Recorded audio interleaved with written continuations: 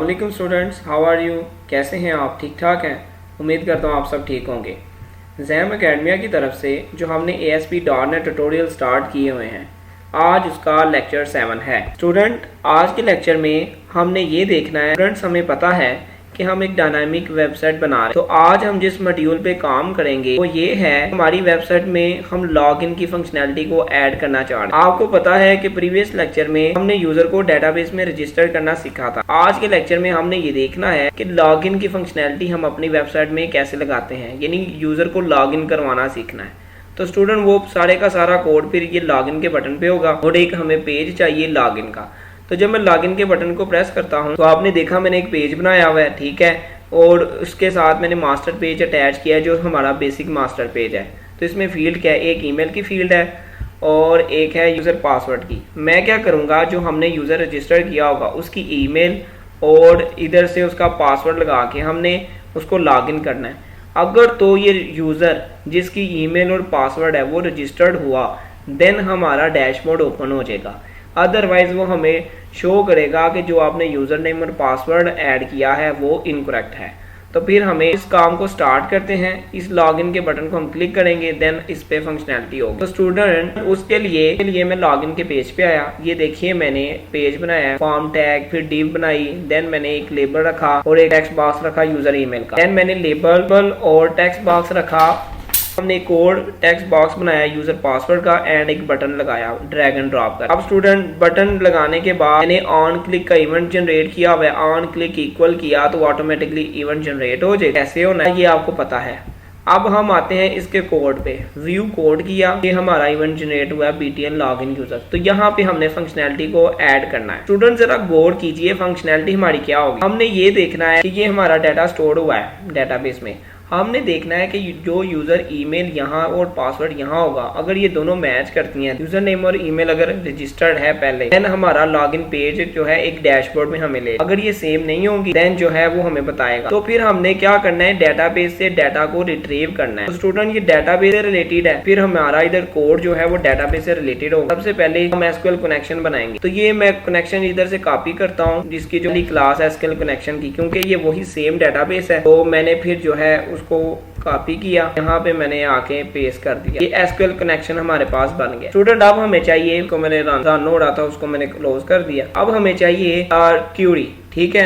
तो student Curie भी मैं इधर से कॉपी करता हूँ लेकिन उसमें चेंजिंग कर दूंगा। क्यूरी ये हमने कॉपी की, इधर से कॉपी की और यहाँ पे मैंने पेस्ट कर दी। अब ये क्यूरी थी इंसर्ट, यहाँ पे मैं कुछ इंसर्ट नहीं करना चाहता तो इसलिए मैं ये क्यूरी को डिलीट कर रहा हूँ। अब हमने क्यूरी लगानी है कि हमने देखना है जो यूजर नेम, जो यूजर ईमेल और यूजर पासवर्ड यूजर ने टेक्स्ट बॉक्सेस में लिखनी है, क्या वो डेटाबेस में एग्जिस्ट करती है। अगर तो वो डेटाबेस में एग्जिस्ट करती है देन जो है उसके रिक्वायर्ड डैशबोर्ड में हमें ले जाओ।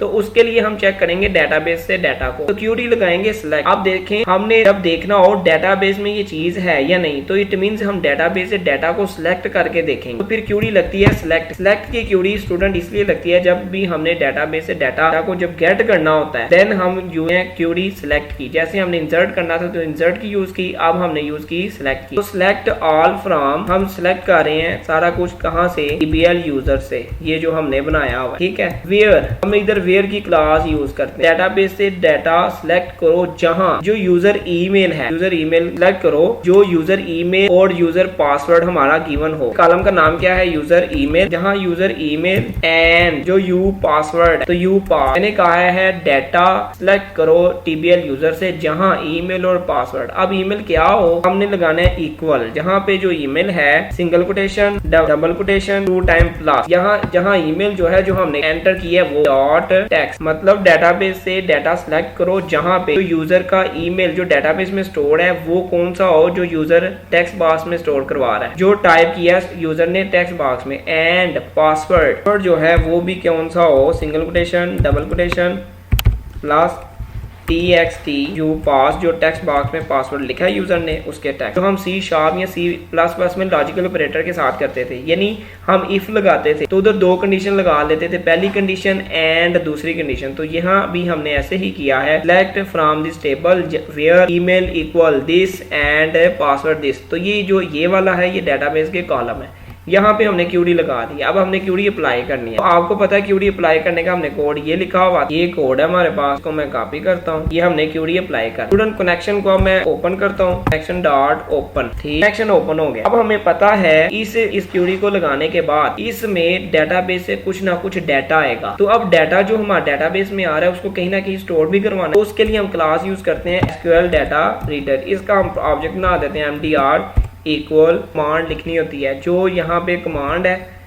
उसको हमने एग्जीक्यूट रीडर के साथ लिखना है, यानी जो ये कमांड एग्जीक्यूट होगी उससे जो डाटा आएगा वो एसक्यूएल डाटा रीडर में स्टोर हो जाएगा। अगर तो हमारी ईमेल जो हम टाइप कर रहे हैं और पासवर्ड दोनों से मैच डाटा डेटाबेस में आ रहा है, इट मीन्स कि जो यूजर है वो पहले से रजिस्टर्ड है, तो यानी लॉग इन होना चाहिए। तो फिर इसको चेक करने के लिए हम क्या करते हैं, हम लगाते हैं इफ mdr, यानी ये जो डाटा रीडर का हमने ऑब्जेक्ट बनाया है mdr डॉट रीड है कि इसमें कुछ ना कुछ डाटा है।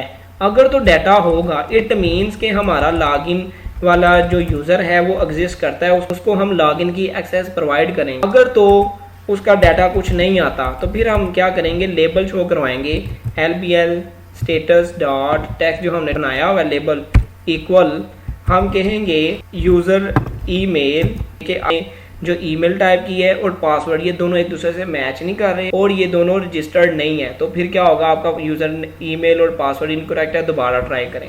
अगर तो वो हमारा कोई ना कोई डाटा आ रहा है, इट मीन्स ये ईमेल और पासवर्ड का डाटा डेटाबेस में स्टोर्ड है, हम जो है इसको डैशबोर्ड की फंक्शनैलिटी प्रोवाइड करते हैं। तो उसके लिए हम कोड यूज करते हैं रिस्पॉन्स डॉट रीडायरेक्ट। स्टूडेंट जेन में बात रखिए, C# में जब हमने एक पेज से दूसरे पेज में जाना होता है देन हम कोड यूज करते हैं रिस्पॉन्स डॉट रीडायरेक्ट का। तो इसके अंदर जिस पेज का नाम लिखेंगे कंट्रोल है उस पेज पे चले जाएगा। तो ये पेज जिधर हम लेके जाना चाहते हैं वो है डैशबोर्ड। ये मैंने एक पेज बनाया हुआ है मास्टर पेज को यूज करते हुए .aspx, ठीक है। अब मैंने कंट्रोल एस किया।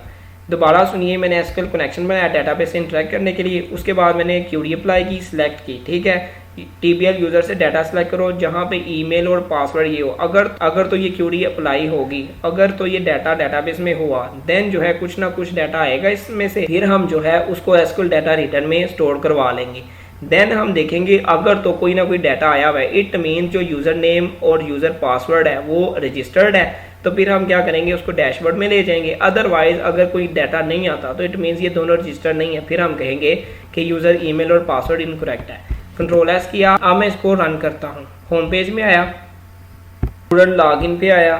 अब मैं लिखता हूँ, पहले मैं देखता हूँ मेरे पास क्या क्या रजिस्टर्ड है। ये डेटाबेस में एक है अली 123 और इसका पासवर्ड है 123। तो मैं इसको लॉगिन करने की कोशिश करता हूँ अली 123, ये हमने देखा था ये रजिस्टर्ड है, और उसका पासवर्ड मैं लगाता हूँ, ये वहाँ था स्टोर 123। अब मैं इसको लॉगिन करता हूँ तो स्टूडेंट हम डैशबोर्ड में आ गए। अब मैं दोबारा आता हूँ, इसके पासवर्ड में चेंजिंग कर देता हूँ 5, ये वहाँ पे इसके रिलेटेड नहीं है, तो कहता है user name and password is incorrect. अगर मैं पासवर्ड ठीक लिखूँ और इसमें ईमेल में चेंजिंग कर दूँ फिर भी वो हमारा लॉगिन नहीं होगा, वो कहेगा इनकरेक्ट है। इसी तरह जैसे करेक्ट है। तो स्टूडेंट फिर आज के लेक्चर में आपने क्या सीखा, आज के लेक्चर में आपने देखा कि लॉगिन पेज कैसे बनाते हैं। करता हूँ आपको समझ आइए। अगर आपको वीडियो अच्छी लगी है तो काइंडली सब्सक्राइब करें, बेल आइकन प्रेस करें एंड कमेंट करें। बहुत शुक्रिया स्टूडेंट्स।